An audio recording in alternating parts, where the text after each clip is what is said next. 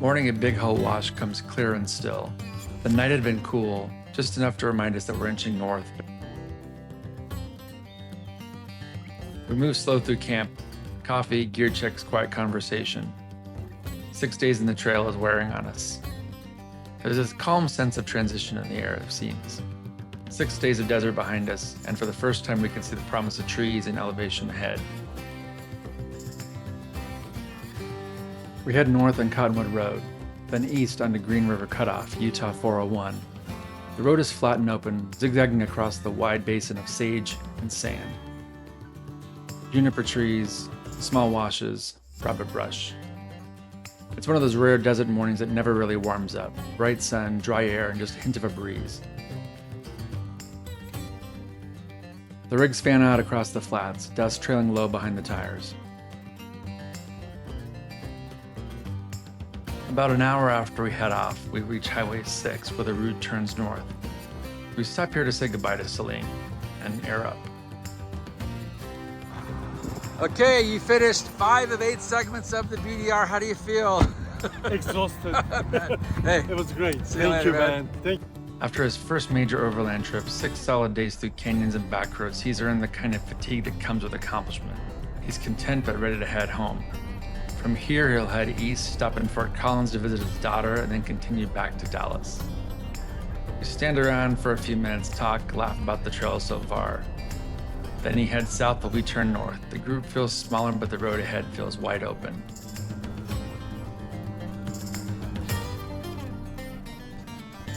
About 30 miles later, we roll into Wellington. It's a quiet town today, a few blocks of Main Street, old warehouses, great rural vibe. But the land here holds a much deeper story.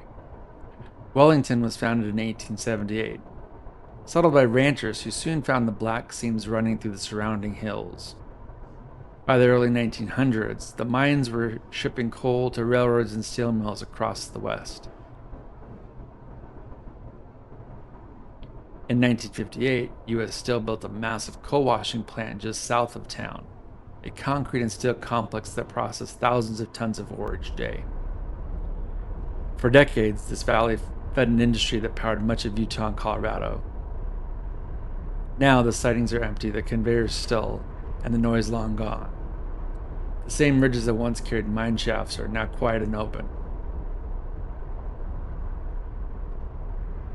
From here, the road begins to climb again, leaving the basin behind and the forest above.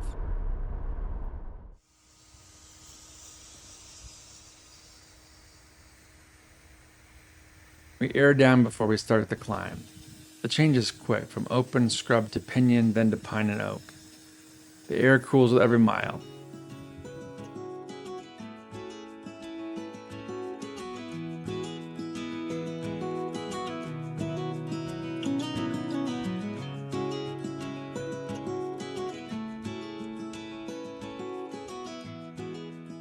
It's hunting season, so there's lots of deers, hunters, campers out here, all competing with each other, it's like.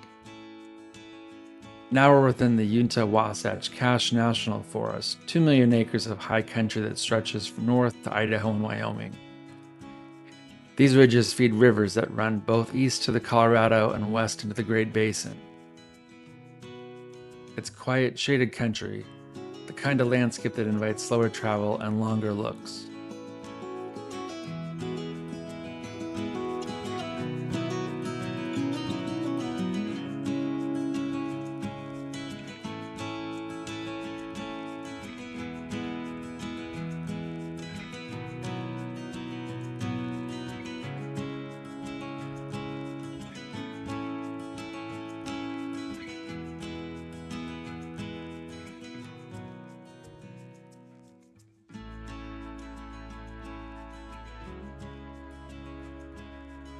Near the top of Argyle Canyon, we turn onto Indian Head Road, following the spine of Indian Head Mountain.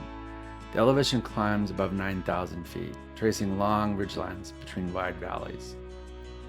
Aspen groves flash yellow in the early fall, and the light filters green through the pines. From high points, you can look south to the Book Cliffs, the country we left behind just yesterday, now softened by distance. The road runs smooth, steady, and quiet. It's one of the most peaceful stretches of the entire BDR.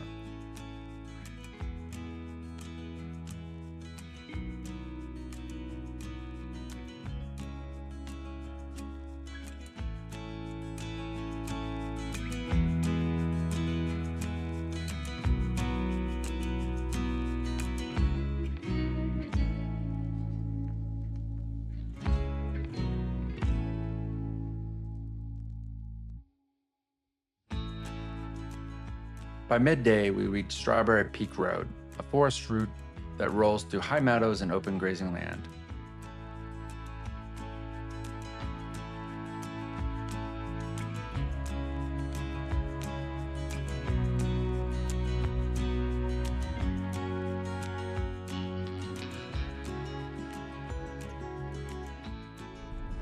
We drop into Fruitland, a small farming town. After a quick break, we fuel up and keep pushing. It's the last easy refuel before we head deeper into the forest.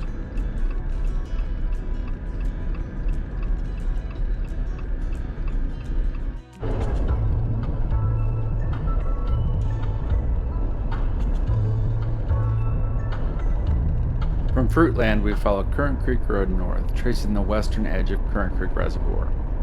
The water here lies still under spruce and fir, perfectly mirrored in the afternoon light. The road turns again, winding through shaded canyons just before joining Seepy Hollow Road towards Heber Mountain. We look around here for well over an hour trying to find a decent campsite. Every single spot is full.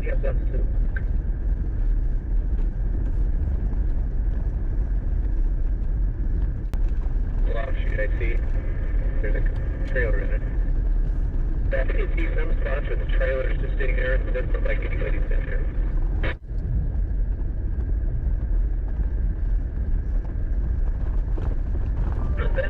In here, elevation tops out near 10,000 feet.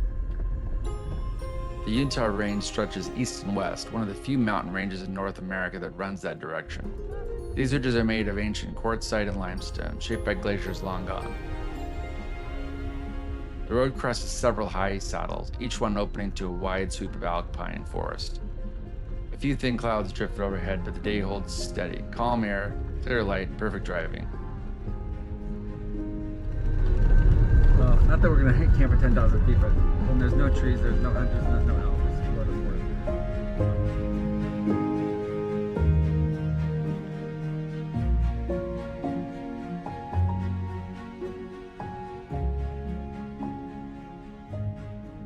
As the afternoon goes on, the road carries us above 9,000 feet, then past 10. This part of the route moves in a steady rhythm, climbing, dropping, and climbing again across rolling mountain terrain. We weave through long stretches of golden aspen, then slip back into the darker shade of pine, each transition marked by a subtle change in the light and the feel of the air.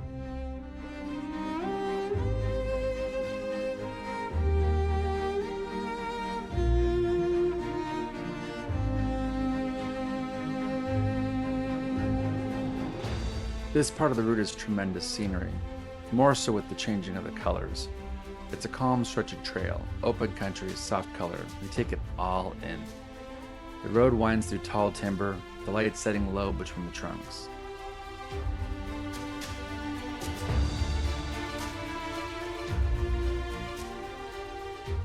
As we descend towards Soapstone Basin, the forest opens into wide meadows. Sheep and cattle graze across the late summer grass, scattered along the hillsides and open flats. A small clearing off a Soapstone Basin road makes an easy camp for the night. Level ground, good cover. After a full day on the high country, this feels like the right place to stop. We set up camp as the sun slips behind the ridge, catching orange in the last light. Our next video is the final day of the Utah BDR. Hope you like this video and give it a good thumbs up and subscribe.